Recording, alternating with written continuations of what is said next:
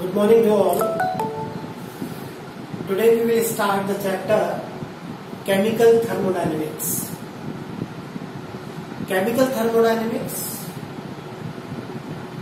is the branch of chemistry which deals with exchange of energy associated with a chemical reaction. Whenever there is exchange of the heat in a reaction, that part of chemistry is studied in chemical thermodynamics. For example, if we are heating something in the test tube in the laboratory, that will be treated as the part of thermodynamics.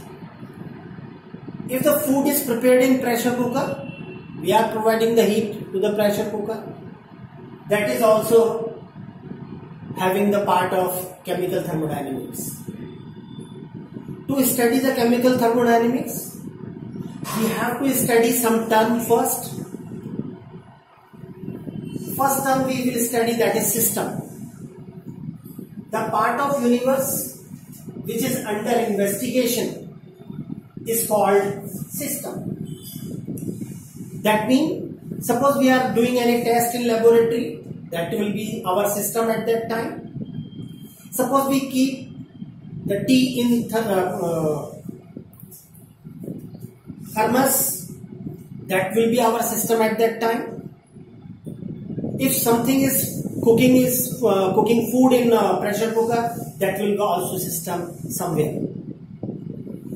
System are of three kinds: open system, closed system and isolated system. In open system, we can add some mass in it, we can take out the mass from it, we can provide the heat to it, we can withdraw the heat from it. That means heat and mass both can be exchanged. Suppose when the glass filled with hot milk is put in cold water, then heat will be withdrawn by the cold water from the hot milk.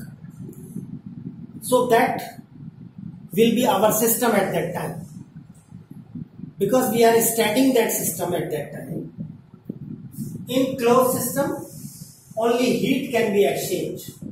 We cannot add anything, any chemical in it. We cannot withdraw the chemical from it.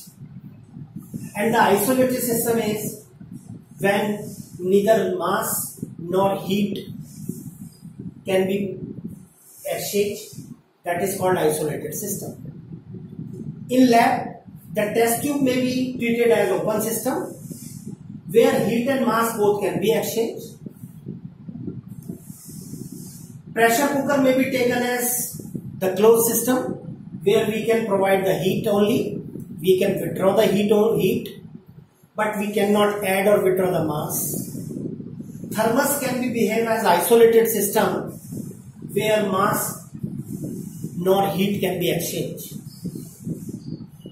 What is surrounding?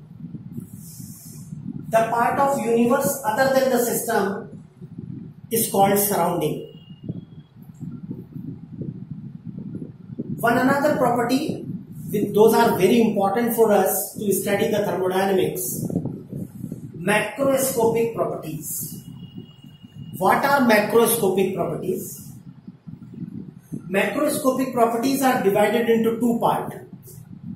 One is extensive property and another is intensive property. Extensive properties do not depend on mass. They do not depend on mass. They do not depend on mass, they will be called intensive. Those depend on mass, they will be called extensive. Like volume, enthalpy, which is represented by H, entropy, which is represented by S, internal energy is represented by U, Gibbs free energy is represented by G. These terms we will study in the chapter. We will define them also. How they are related with mass, as you can see, if I am taking 1 kg of water, it will have the different volume than the volume of 2 kg of water. So they are depending on mass. While those properties do not depend on mass will be called intensive properties, like pressure, like density, like temperature. They do not depend on mass. Suppose we are applying some pressure on a gas. No matter what amount of gas we are taking, density, as it is the ratio of mass and volume, so it is an intensive property. If mass will change, definitely the volume will also change. Temperature is also the intensive property. Now we will define the internal energy. How we can define? Some energies have very low value and we are facing difficulty to calculate them. That's why we club these energies and we given one term to them, that is internal energy. Internal energy is the sum of electronic energy, vibrational energy, transitional energy, rotational, nuclear, and energy of interaction.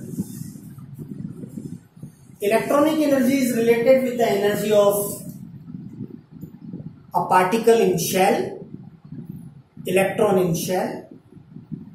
When any particle vibrates, some energy generates, that is called vibrational energy. When electron jump from one shell to another shell and it come back, some energy is generated, that is transitional energy. Due to the rotation of particle, some energy is generated, that is rotational energy. Nuclear energy is related with the interaction of proton and neutron in the nucleus. And when the electron and nucleus will interact with each other, that is energy of interaction. Because the value of all these energies are very small, so we club them and we given a new term to them, that is internal energy. One another term we have, state function. Those properties depend upon the initial and final state only. They do not depend what happened in between the initial and final state. They are called state function. These all extensive properties are the state functions. How we will denote them, how we will represent them? Delta H, which is change in enthalpy, will be equal to H final minus H initial. It can be written as HP minus HR, product minus reactant. In a reaction, the energy of product minus energy of reactant. It once again can be represented as H2 minus H1. In all the way, in these three ways we can represent the state functions. Other extensive properties can also be represented in the same way, as delta V is equal to V2 minus V1. It can be written as Vp minus Vr. It can be represented as V final minus V initial. Delta U can be written as U2 minus U1 or UP minus UR or U final minus U initial. Delta S is change in entropy.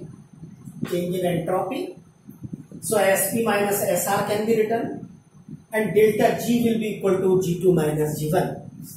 Change in enthalpy will equal to enthalpy of the Gibbs free energy of the product minus Gibbs free energy of the reactant. In this way we can define the state functions.